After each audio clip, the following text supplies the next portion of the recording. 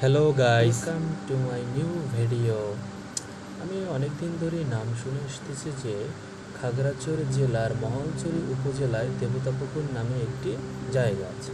তো আমি সেখানেই আজকে যাচ্ছি সেই দেবতাপুকুর নামক জায়গাটি দেখার জন্য। তো চলুন ভিউয়ার্স, দেখে আসি আমরা সেই ঐতিহ্যবাহী দেবতাপুকুর।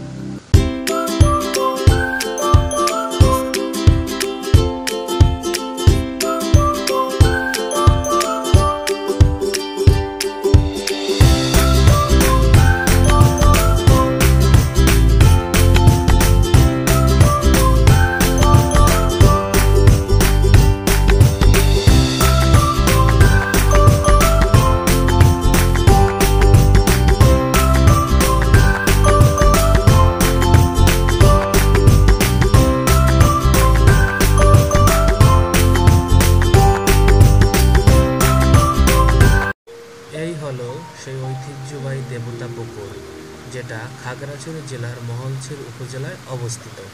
এখানে সাধারণত পহেলা বৈশাখের অনুষ্ঠানটাই খুব জাঁকজমকপূর্ণভাবে হয় এবং সেই সময় অনেক তীর্থযাত্রীর সমাগম ঘটে।